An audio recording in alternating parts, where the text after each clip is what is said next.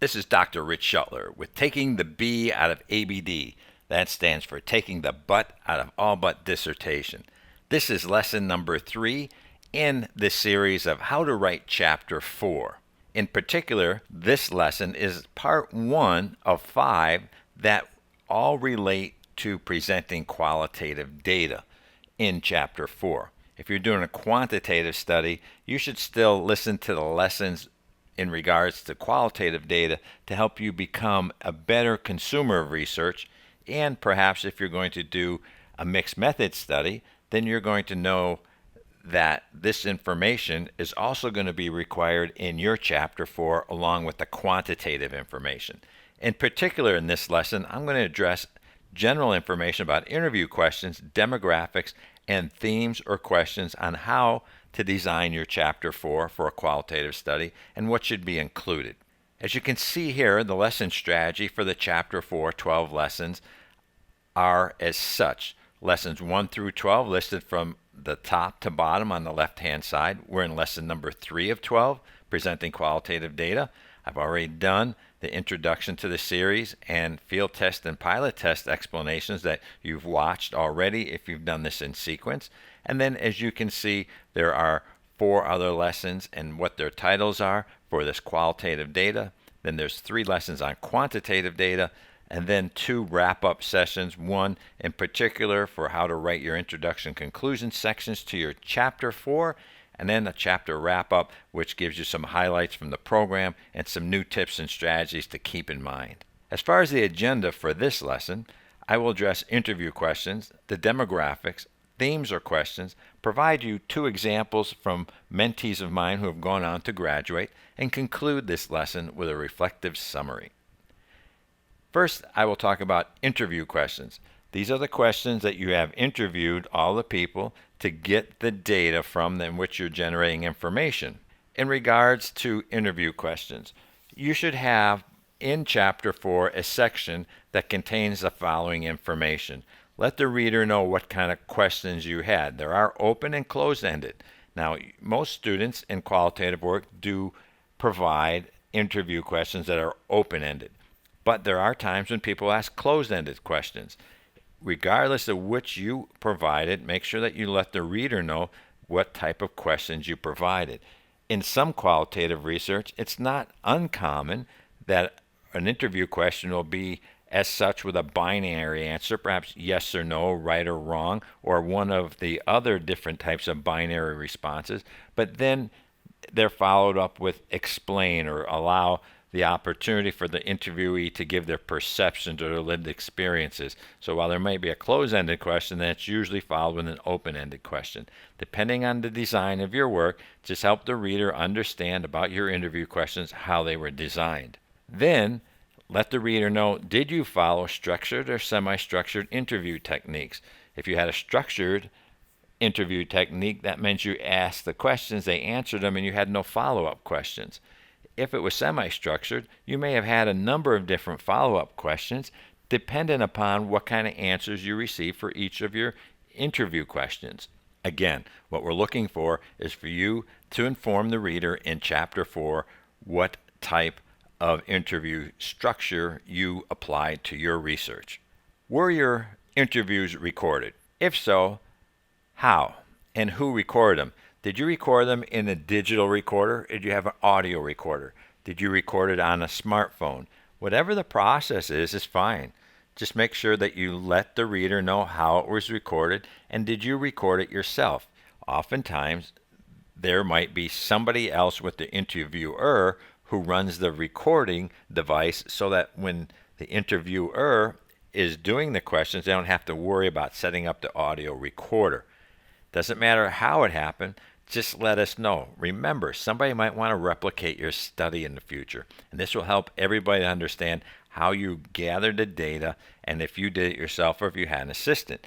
Now, if you had an assistant, make sure that you had that person sign a confidentiality agreement and that that's available in an appendix.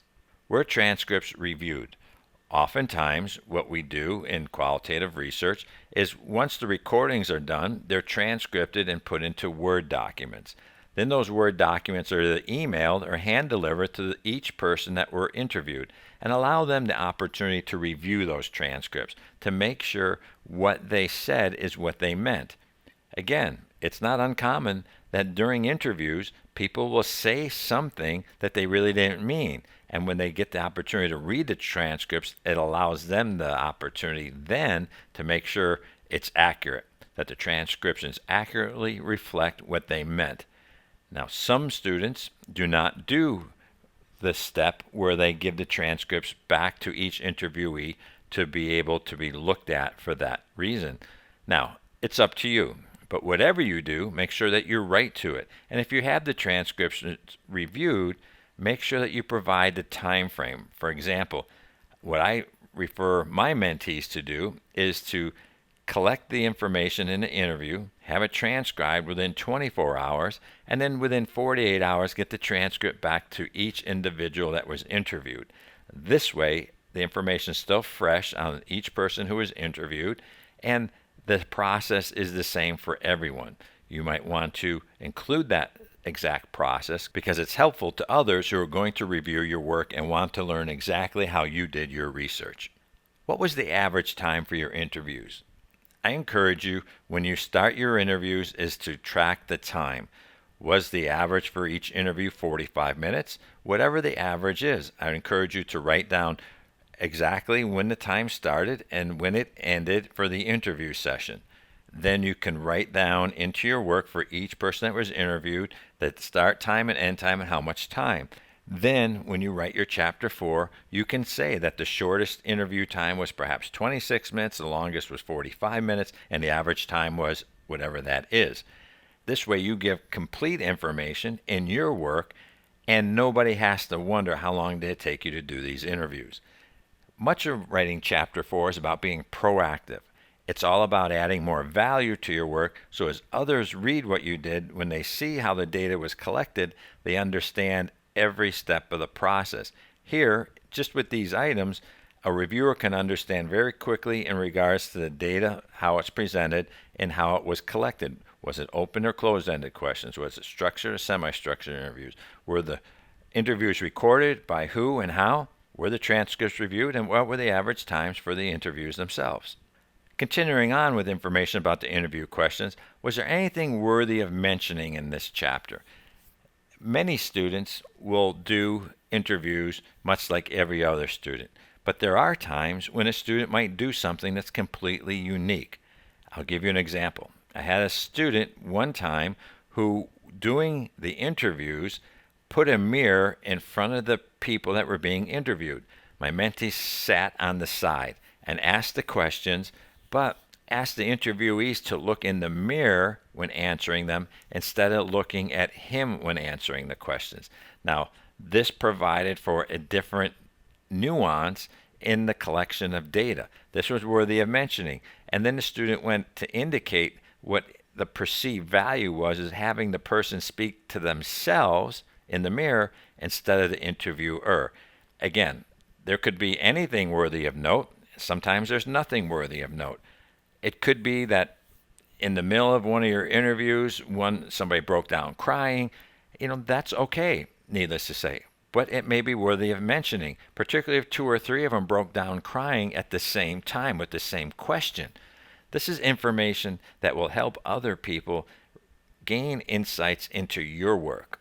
Provide the actual interview questions. You may have these questions in the chapter, or it may be provided in an appendix where you have all the questions in a certain format that's better presented as an appendix than in the chapter.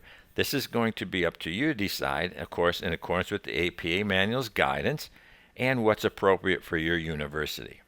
Ideally, without the questions, you might have 1 or 2 paragraphs that gives all the information I've discussed so far in this lesson strategy about interview questions.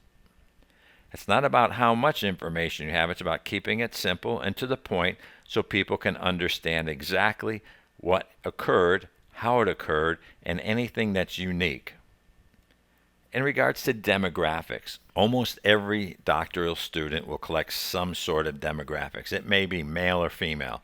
It may be whether they're a frontline worker, a supervisor, or a mid-level manager.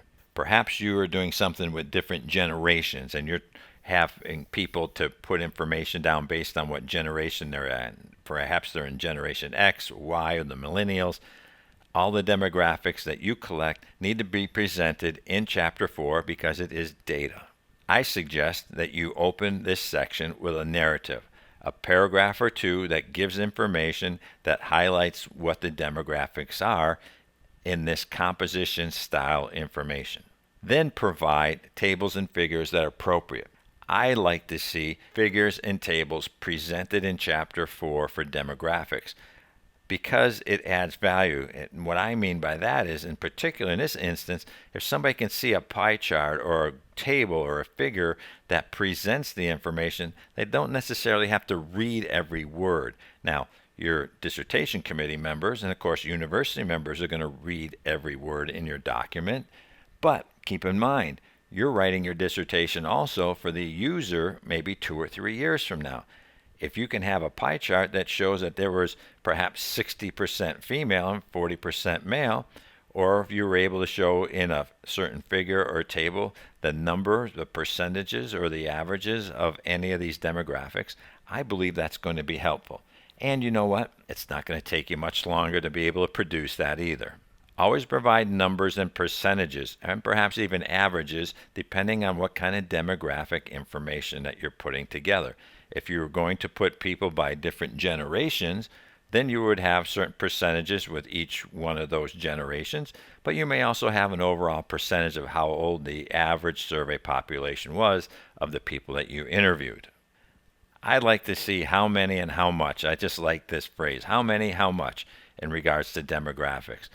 What we want to know is how many were involved in your study, how much from what deviation, or however you divide them up, or because demographics helps us later when we're analyzing data, perhaps to go into that data even deeper and segment it into the different types of demographics that you're using. This is important for you while you're doing your work, but more so important for people who read your work later.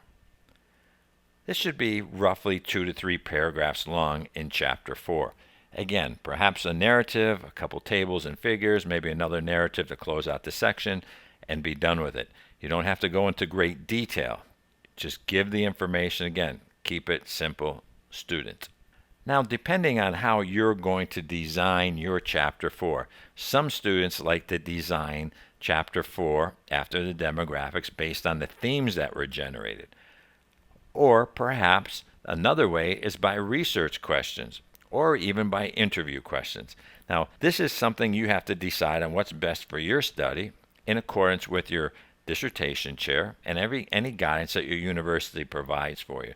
One of the things I suggest you do is download a couple dissertations from ProQuest Dissertations that were published by your university in the last year. Then look for those with your same research design.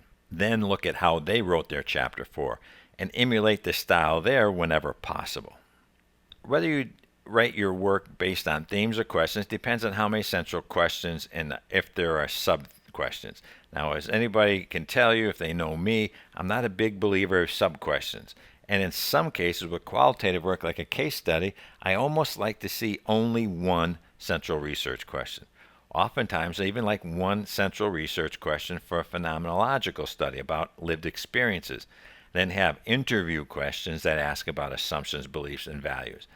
But this is the beauty of doctoral dissertation work and how one might present their work and even collect data, is that there are many ways to be able to produce a valuable doctoral dissertation. So depending on how many central research questions you have and if you have sub-questions or not, may depend on how you write your Chapter 4. Keep it clean and simple. And in this, what I mean is if you're going to write about your Chapter 4 in regards to themes, keep the design the same for each theme. Present the theme, indicate how it was generated, perhaps a few quotations from people that you interviewed, and then continue on to the next theme. Keep it simple. You don't have to go deep into any of this information here because all you're doing is presenting the data. You're not explaining it. You're just presenting it and keeping it in simple format or flow. If you have 3 open-ended questions, and that's what you use for your central research questions, and then you had perhaps 3 or 4 interview questions, then you may want to design your work based on the questions. But again, if you do that, however you address the first question, whether it be the central research question or interview questions, keep it simple, keep it the same for each one. Stay consistent. Keep in mind, what does the reader need to know?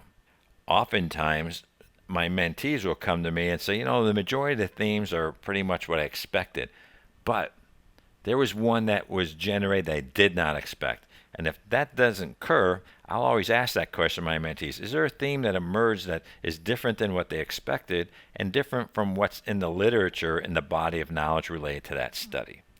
If so, I may ask them to write about that theme first, even if it wasn't the most popular theme based by the majority of the people who were interviewed. What does the reader need to know? Keep that in mind as you're writing Chapter 4 in regards to how you're presenting your data, and you'll be fine. Each research question has its themes. So let's look at it this way. If you have 3 research questions, and let's say you did a phenomenological study, and one research question asked them about their assumptions. Another research question asked them about their beliefs. Another research question asked them about their perceptions. For each individual research question, you are going to have 1 or more interview questions that align to each of those questions. What you're going to have to be able to do is run all the common themes for each individual research question. This is why I said, depending on how you put your work together, if you're going to design your Chapter 4 based on your research question, you would have to get all the assumptions from all the different people you interviewed and find out what those themes were. Then you'd have to present all those themes for that central research question. You do the same for research question number 2 and number 3. Remember, you're asking probably 6 to 8 interview questions, and those 6 to 8 interview questions probably go to the alignment of 1 or more central research questions. But for each interview question, you have to find out what are the common themes, and then perhaps you may also want to take and find out what are all the common themes from all the interviews once they're combined.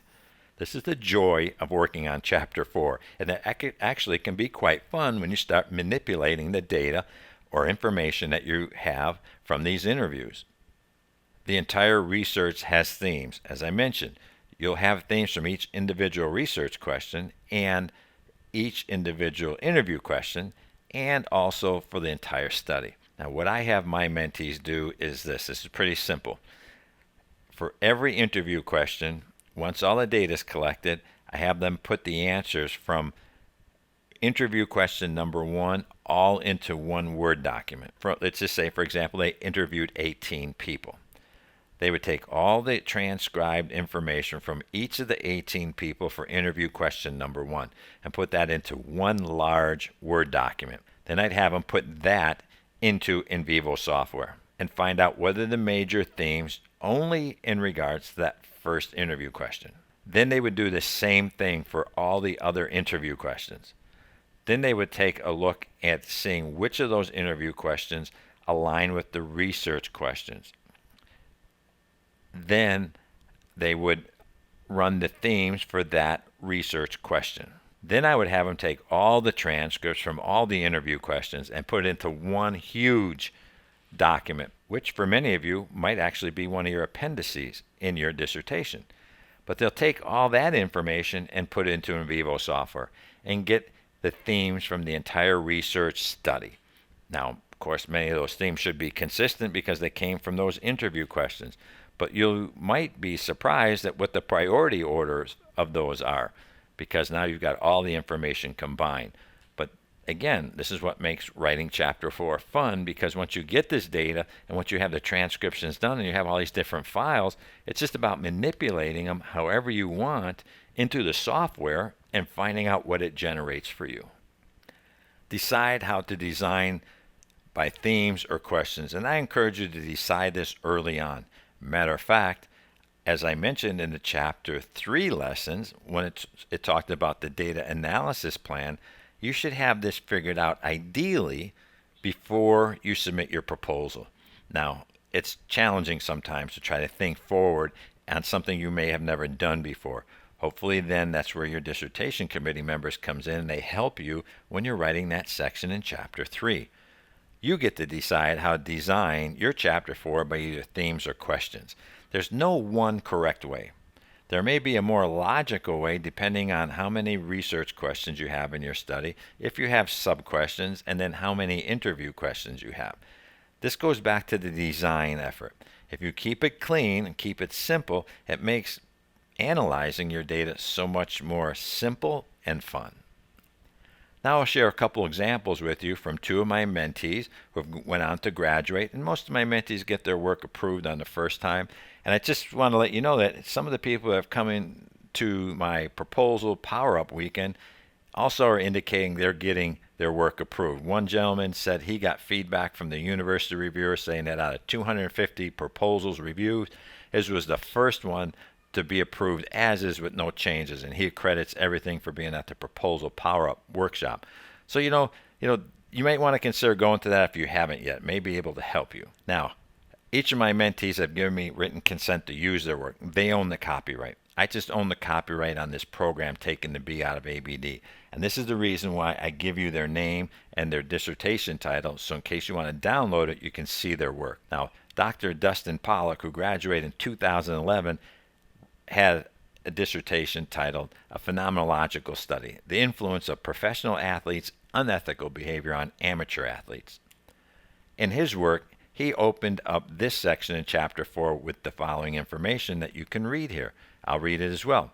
Semi-structured, open-ended questions were used to elicit the students' beliefs and perceptions and were used to develop sociological patterns and themes.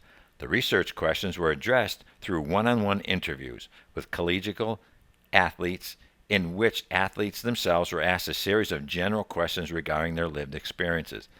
So going back to the lesson strategy where I indicated, were they semi-structured questions, were they open-ended questions? You can see he has these here. He gave information on what he was seeking, beliefs and perceptions. This, of course, aligns well with the design of phenomenology. So what he was able to do is have two research questions, one asking about their beliefs, one about their perceptions. Then he had a number of interview questions that aligned to each of the perceptions and beliefs questions. Here you can see two central, open-ended research questions guided this study. How have the unethical behaviors of some professional athletes influenced the perceptions of student athletes? And then the second central research question for his study is how have the unethical behaviors of some professional athletes influenced the beliefs of the student athletes? Notice, it's the same question, with the exception of changing out the words based on the phenomenological design of perceptions and beliefs. He went on to write in this section, the sample for this phenomenological study consisted of 14 collegiate student athletes. 13, 93%, of the participants' primary sports was hockey, and 7% primary sport was track and field. Study participants could be either male or female student athletes. Participants represented various experience levels from first-year student athlete through 5-year eligible student athletes. 13 or 93% of the research participants were male. 7% of the student athlete participants was female. See how he gave his information about the demographics. I encourage you to follow the same format when you're giving numbers, like he did. For example, you see in the top in the second sentence, 13, and in parentheses puts 93%. It's best to give both the number and the percentage. This is the ideal way. This way it satisfies everybody's needs, because oftentimes some people want to know percentages and some people want to know numbers. I find that this is the most complete way to do it, and I encourage you to do the same. He went on to indicate here, interview times arranged from 4 minutes and 6 seconds to 12 minutes and 56 seconds in length, with the average interview lasting 6 minutes and 41 seconds. Participants were attentive and outspoken, offering conscious responses to interview questions. Again, much like the information I gave in the lesson plan, help us to understand how long it took for each interview by giving us the time ranges and then the average. Now, Dr. Savio Pham, who graduated in 2015, in his doctoral dissertation titled A Qualitative Phenomenological Study, Self-Directed Leadership Development in Religious-Based Organizations, provided information in his chapter 4 as follows with the demographic analysis. 6, or 33.3%, main study participants were of Vietnamese descent and were born in the United States. The other 12, or 66.7%, migrated to the U.S. at an average age of 7.1. All participants, 100%, graduated from high schools in the United States, with 3, 16.7%, already having earned master's degrees. Again, see the same structure of providing the number and the percentage. Now, how far you go down into the decimal is up to you. For example, Savio could have just had 33% when he had the first item, or 67% for the second item, or just the average age of 7. It depends on where you want to go. Most students tend to like to go to one decimal. My recommendation to you is, regardless of whatever you do, whether you use one decimal or no decimal and decide to round up or down, stay consistent in all of your work through all your chapters the same way. Dr. Pham went on to say 11, or 61.1%, had bachelor's degrees, and 4, 22.2%, were full-time undergraduate students at local colleges. Besides those who were in undergraduate programs, all other participants work full-time, with one, 5.6%, participant pursuing a master's degree part-time. Is there any indication of who is not or who was in this demographics? I think he's pretty complete. Now, here you happen to see a table which could be a little challenging to read, but I think if you blow up your screen a little bit, you shouldn't have a problem. But this is the demographic table that Dr. Pham put into chapter number 4. Demographic data for the main study participants. Now, the main study means that this is not the pilot test. This is those who actually were part of the survey population. So you can see the participant number from on the left-hand column, and he coded them for PO1, participant 1 through 18. Notice there's no names there. He gives the gender. He gives the age. He gives the age migrated to the U.S., the years of service. He gave the educational levels, the current status, and hours per week that they're working. So this is a pretty complete table, don't you think? Helps you really understand quickly the value of putting a table in your work.